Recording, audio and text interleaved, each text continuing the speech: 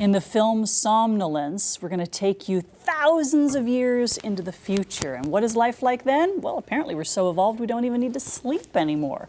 The director of Somnolence is here, Staulo, and the star of the movie, Nick Smith. Good to have you both here. Hey, thanks for having us. Imagine, how did you envision thousands of years into the future? What did that world look like to you? It was a lot of conversations with the person that came up with the story with me. Originally, I had sort of a kernel of an idea, and at the time I was working at the Rep Cinema, The Review, and we had a lot of conversations behind the snack bar. So it was a lot of just kind of really developing and thinking about the world, and then talking to our production designer when she was brought on board. And then we evolved to the point where we don't even need to sleep anymore. That's right. Cool. All right, give us a little synopsis. So essentially it takes place thousands of years into the future, and people no longer require sleep because they're so advanced. And the story revolves around George, who falls asleep and starts dreaming. Essentially, he's stuck between two worlds and he has to make a choice. You know, that's so true, because when we are dreaming, those dreams feel real. Yeah. What was that? How did you prepare for that? Well, I slept a lot for the role. No, you know, we had a lot of conversations. I had a lot of conversations with Chris here, and it was an interesting thing because there was a lot of CG stuff, a lot of green screen stuff. So you know, you can't. So you're not really reacting to what's happening. A lot of that stuff kind of comes later on in post. Yeah, that was. That's probably the toughest thing as an actor, is as you know, because you act a bit yourself too, and you know, reacting to act to nothing. Yeah, There's basically, nothing there. yeah. You know, there's a lot of CG in this. There's a lot of green screen stuff in this, and so you are reacting to nothing. You're not really sure what's there until later on. So that was probably the most challenging thing. Yeah. In the dream, you see your sister who had died earlier. Yeah. So the choice is: do I stay in the dream to be with my sister, or go back to reality? Is that the choice he has to make? That's right. Wow. Well, I think he's, you know, there is choice. that sister thing. There's like, you know, it's a pretty emotional character. He's having a lot of trouble with his wife. He's Pulled in a lot of different ways. Yeah. So I think he kind of blames himself for his sister's death too.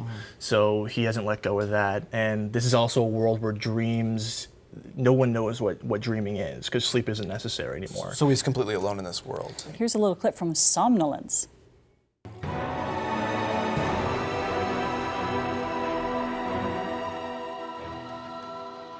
But everything is very ethereal. Yeah, it's looser, I think.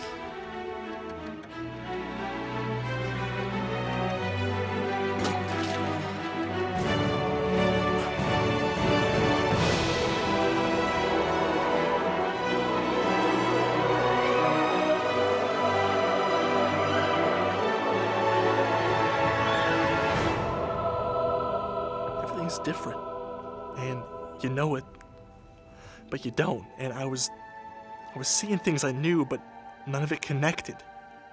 Like my house.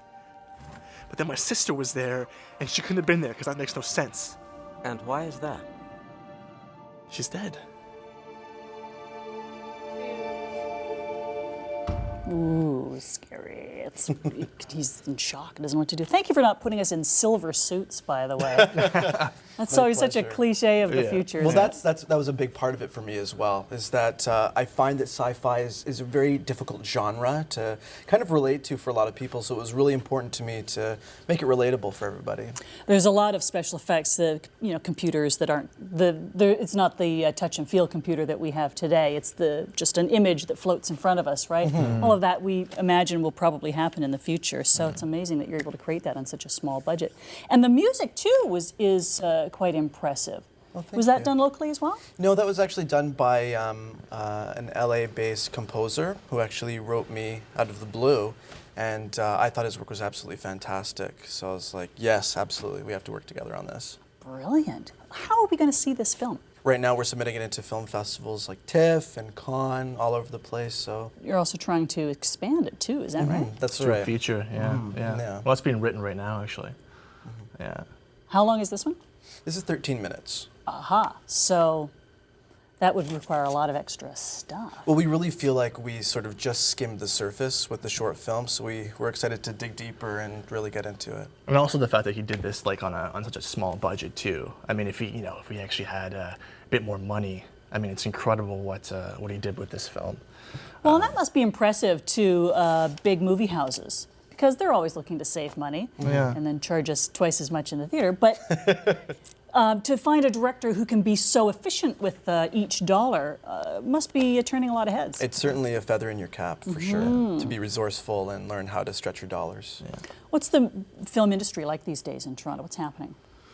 Well, it's usually a pretty slow time in the winter, but you know, there's a lot of stuff happening in Toronto right now. You know, I think that definitely with this film right now too. Like, if anything, we want to show that you know, that it's been such a huge thing, you know, with people, where it's like, you know, can Canadian films be good? You know, when you're watching a Canadian film, it feels like a Canadian film.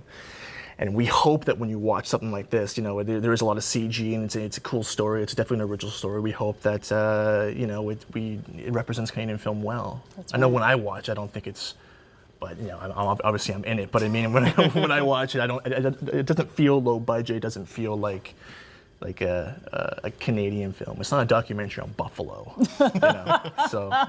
Well, listen, congratulations, guys. The film looks great, and I can't Thanks. wait to see the expanded version, and we'll be watching for you at TIFF. Thank you very much. Thanks so much. Okay. For more information on Somnolence, Staulo.com. And when we come back, we're going to be sipping some new spring beers with the Mill Street Brewery.